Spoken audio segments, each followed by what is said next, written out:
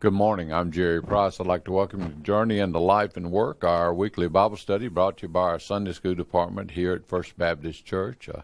Privilege to come into your home each Sunday morning and spend a little time looking into God's Word and just studying and learning from it. Today we're looking at a lesson entitled Blessed, and we see that God is faithful to bless His people.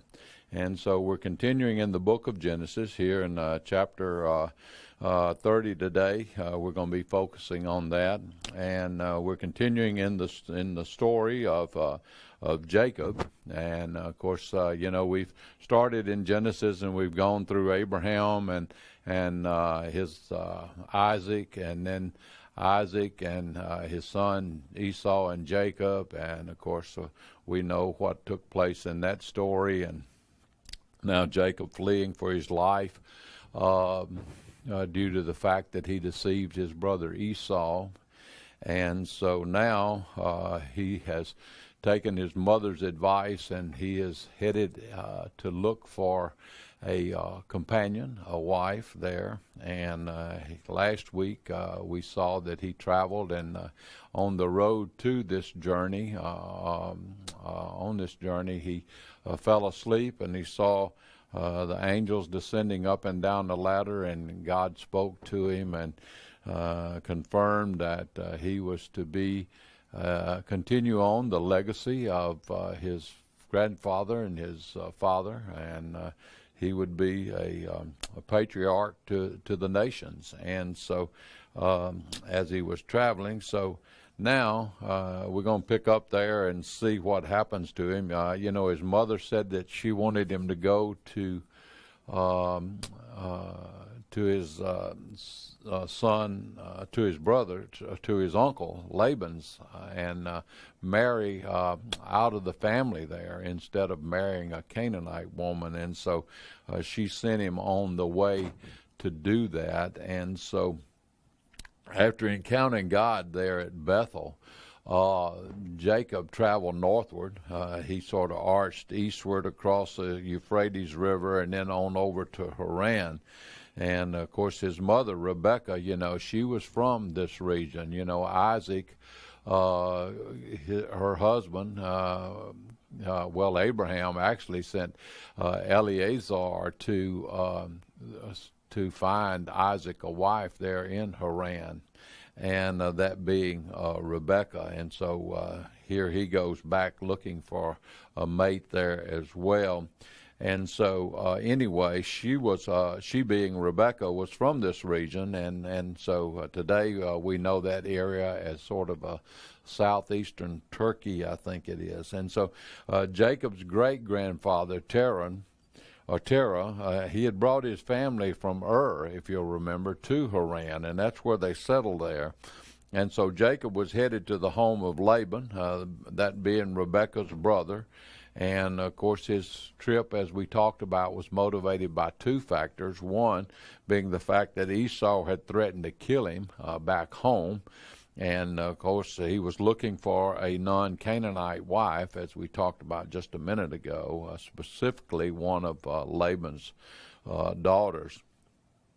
Endogamy refers to marrying within one's tribe or family, and people did this to protect and maintain their family's assets, their values, their religious traditions, all of this is why they did that. And so following this practice, of course, Abraham, if you'll remember, married his half-sister Sarah. And, of course, Isaac married his cousin, who was Jacob's mother, Rebekah.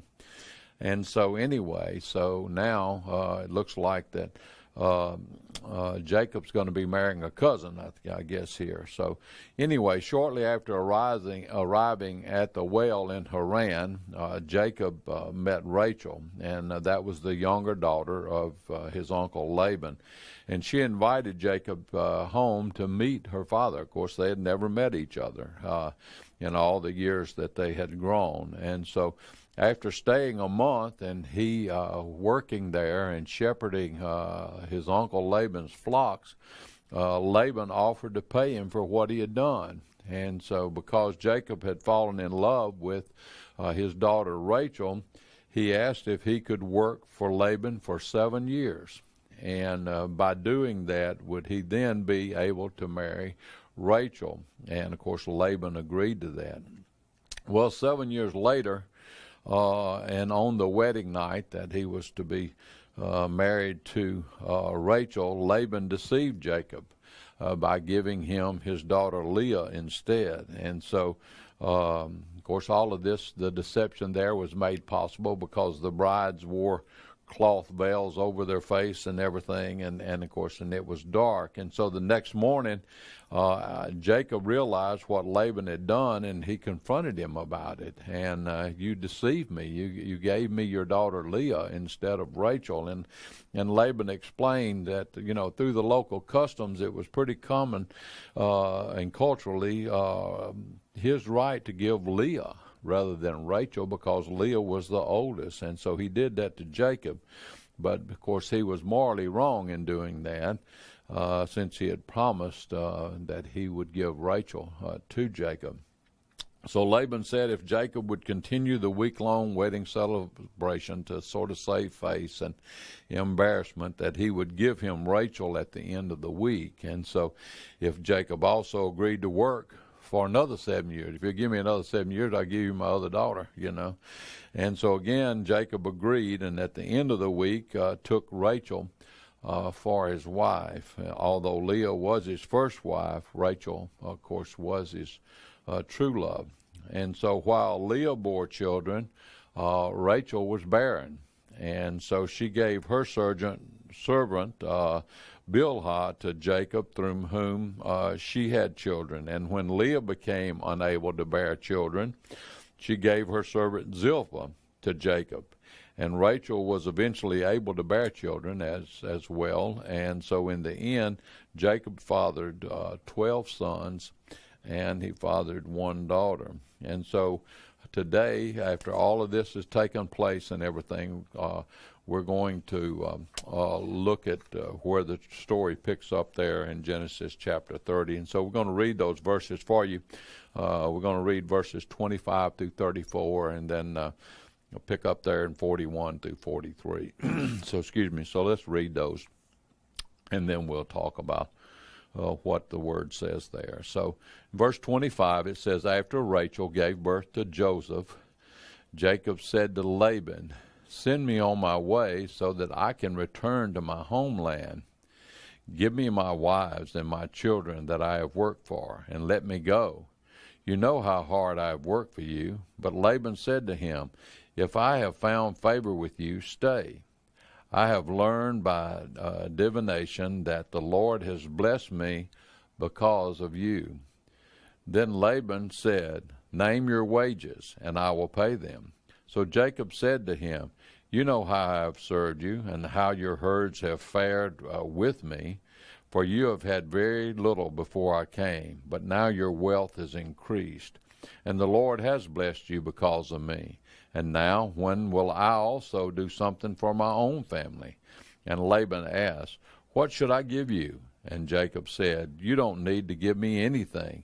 If you do this one thing for me, I will continue to shepherd and keep your flock. Let me go through all your sheep today and remove every sheep that is speckled or spotted, every dark-colored sheep among the lambs and the spotted, and speckled among the female goats. Such will be my wages. In the future, when you come to check on my wages, my honesty will testify for me. If I have any female goats that are not speckled or spotted, or any lambs that are not black, they will be considered stolen.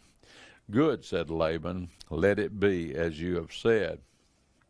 And so then in verses 41 through 43, it talks about the flocks, and it says, whenever the stronger of the flocks were breeding, Jacob placed the branches in the troughs in full view of the flocks, and they would breed in front of the branches.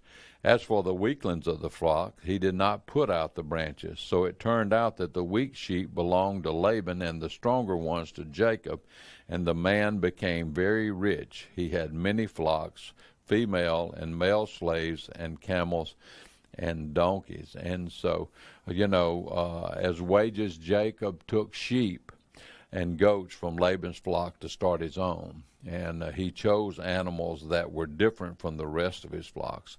He had worked for Laban for 14 years under obligation, and now Laban was trying to put Jacob into his debt again. But Jacob this time was definitely resisting. And so as we look today, we'll talk about those scriptures. God had blessed each of the three patriarchs. He had blessed Abraham. He was very wealthy. Isaac was very wealthy. And now Jacob. And, of course, Abraham was a businessman. He was a herdsman. He was rich in livestock and silver and gold.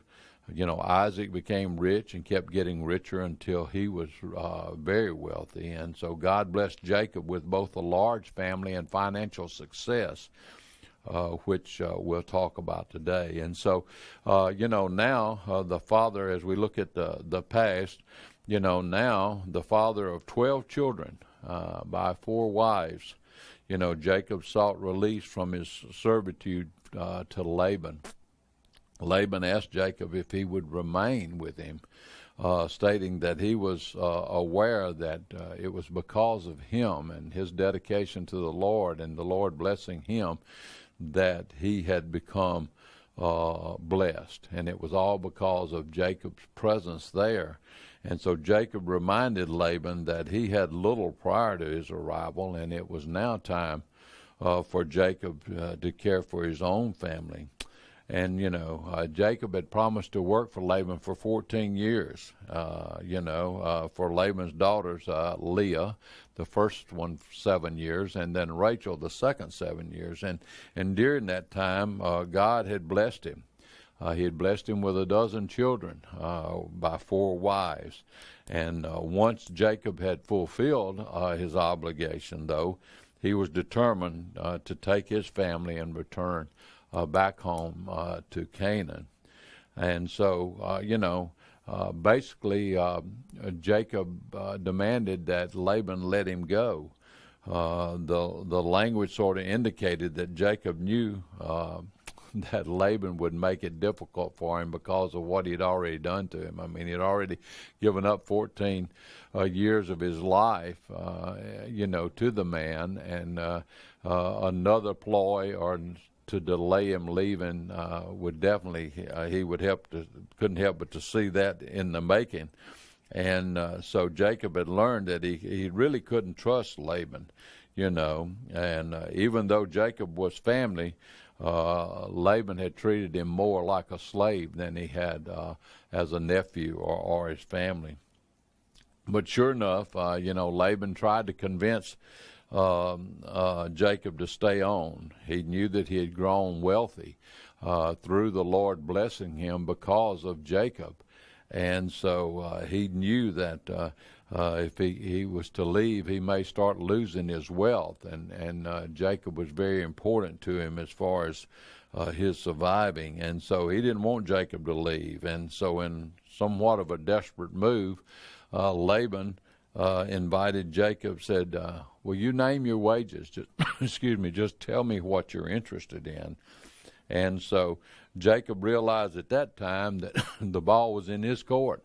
He said, hey, now I can set my own terms. And so Jacob recognized that he had the upper hand. And Jacob's repetition of all he had endured under Laban and his affirmation that Laban had benefited because of Jacob and because of his presence set up the demands that he was going to make. And so, the flocks had grown, and everything was definitely a lot better now, and Laban was a lot better off due to Jacob's being there with him. And so as he looked at the past, then we move on into the present. And, none of us like to feel like we've been cheated or like someone's taking advantage of us, and once that happens, then all of a sudden our antenna sort of goes up and we sort of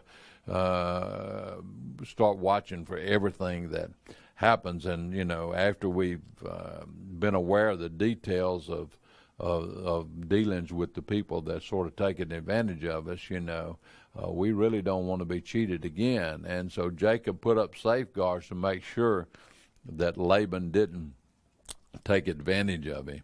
Verse 31 says, "What should I give you?" And Jacob said, "You don't need to give me anything. If you do this one thing for me, I will continue to shepherd and keep your flock."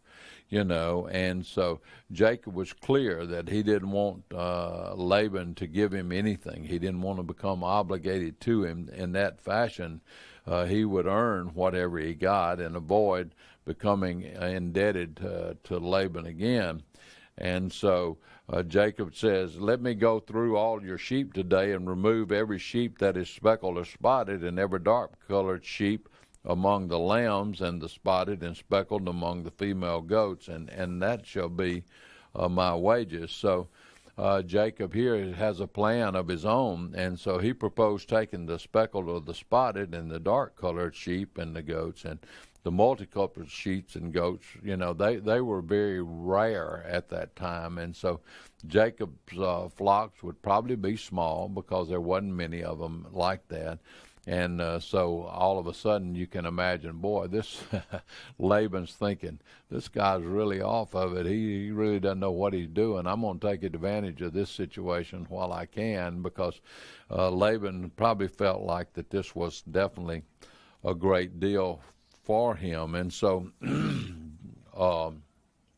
Jacob told him, said, "In the future, when you come to check on my wages, my honesty will testify for me, because if I have any sheep or goats in my care that are not black or not speckled or spotted, then you'll know that I've stolen from you." And so Jacob was telling Laban, said, "You can come and inspect all of this. You can look at it.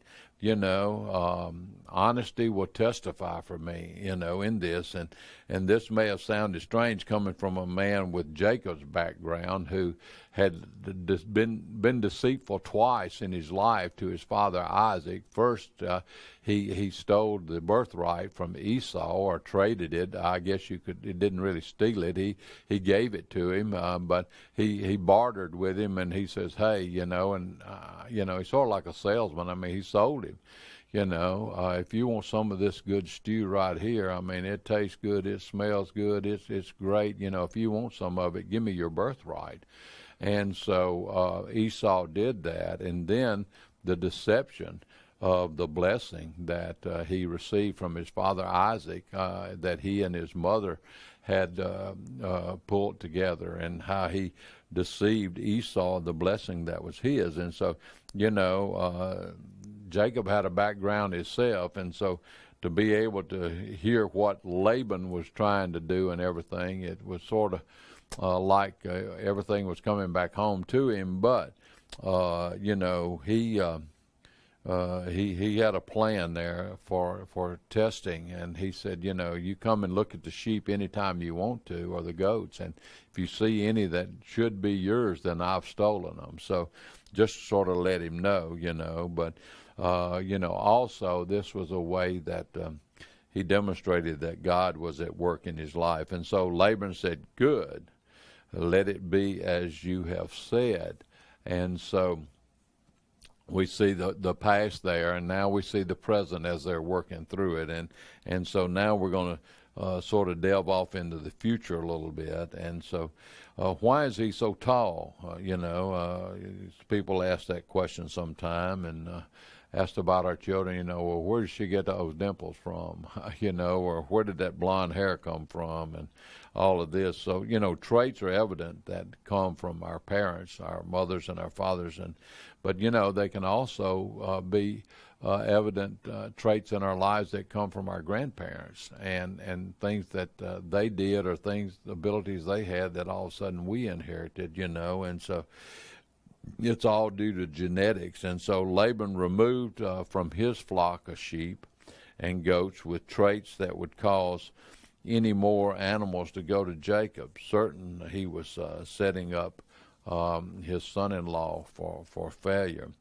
So as we looked at verse 41, it says, Jacob sort of said, whenever the stronger of the flock were breeding, that Jacob would place branches in the troughs in full view of the flocks, and they were breed in front of the branches. And then as for the weaklings of the flocks, he didn't put any branches. So it turned out that all of the strong flock that Jacob was creating, and so all of the weak ones belonged to Laban, and the stronger ones belonged to Jacob. And so, they say that during the mating season that Jacob put striped branches in the animal's line of sight at feeding time. And this could have been an ancient custom or direction from God, and whenever the case, or whatever the case, God caused the white sheep to bear speckled and dark lambs, and while dark goats produced spotted kids. And so, it was, all of this was coming to plan for Jacob. And so, it said that, and the man became very rich, that he had many flocks, female and male slaves, and camels and donkeys. And so as a result, Jacob's flocks grew stronger and stronger, while Laban's flocks began to diminish due to their not being as strong. And so with God's help here, Jacob became prosperous. And so the Lord's promise there at Bethel on the road to Haran, when he had the dream and all, the Lord's promise at that place was to bless those who blessed Jacob and to curse those who cursed him. And, of course, we can see that was being fulfilled there. And so, as we look at the lesson, we see several things. Number one, we see that God continued to keep his promises, that he promised to go with Jacob, that he promised to have his hand upon him, he promised to provide for him, he promised to protect him, and he promised to bless him. He also told him that he would be a patriarch in the covenant that would to continue the legacy of his father and his grandfather, and that he would be a father of nations, and he would continue to multiply. And so during this time here, he did have 12 sons, and we'll move on into that story as time comes. But you remember the 12 sons, and then the selling of Joseph, his favorite son. So anyway, as we wind this thing down today in this portion of it, of course, next week we're going to look at a little bit more about what happened in this same situation here. But Jacob received the blessing back several chapters ago from his father Isaac, and this blessing echoed the blessings of God to Abraham, and this blessing became a reality. The blessing included, if you'll remember or can remember, but it said the dew of the sky and the richness of the land. There would be an abundance of grain and new wine, and people serving Jacob and nations bowing to him, authority over his relatives, and a curse on those who cursed him and a blessing on those who blessed him. And so when Jacob ran from Esau, it looked like he had little hope that any of these blessings would ever come true that his father had bestowed upon him. Jacob described how the Lord had greatly blessed him. So all of this was coming about just as the blessing from his father Isaac had been said. And so despite arriving in Laban's land there in Haran with empty hands, he had nothing. God had done all he said he would do. So after 14 years of labor there, Jacob was ready to go back to the promised land. He was ready to go home. And so for his part, of course, Laban also recognized how God had blessed him through the service of Jacob. He had prospered greatly because of Jacob and his abilities, and so Laban also had been blessed by God. And so one of the important themes, of course, in this book account of Genesis here is blessing.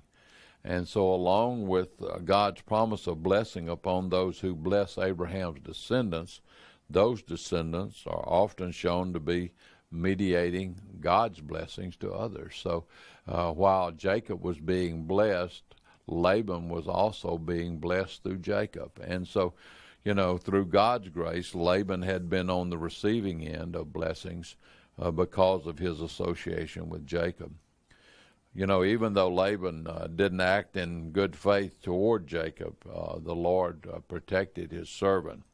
Ultimately, Jacob's flock was filled with the stronger of the animals that were there, while Laban's flock was filled with the weaklings. And again, God had promised to bless those who blessed Jacob and to curse those who cursed Jacob or sought to harm him.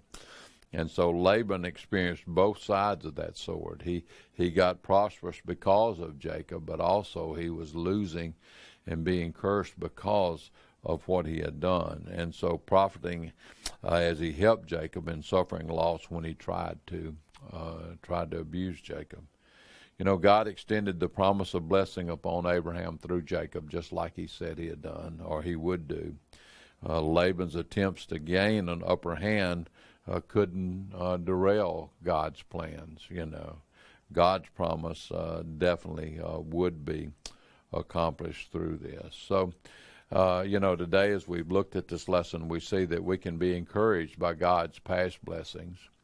We need to demonstrate honesty in every area that we can, including our business dealings. And we can celebrate God's blessings in our lives. And so, again, we see those promises that God bestowed upon Jacob, and that he was continuing to fulfill those promises in his life. And so this is a lesson that is important for us today. We see that God does bless us, but in also when he blesses us, we need to realize that there are others that we come into contact with or that we have dealings with that can be blessed by our lives. The way that we treat others, the way that we handle business dealings, the way that we conduct ourselves, all of this can definitely be a blessing to others that we come into contact with. So God can bless others through the blessings that he has given us, and he can use us to bless others in their lives. So, next Sunday, we're going to be looking at a lesson entitled Wrestled, and we're going to see that God changes his people when they encounter him. And, of course, we'll be continuing looking at Jacob and Laban and all the issues that they had. All that's going to be put behind them, and then Jacob is looking to head back toward his homeland, Canaan. And so look at chapter 32 of the book of Genesis if you get the chance, and read over it, and then we'll see where the story goes again next Sunday. So for the TV ministry here at First Baptist Church, I'm Jerry Price, hoping you have a great day in the Lord, and we look forward to being with you again next Sunday as we journey into life and work. Thank you for being with us today.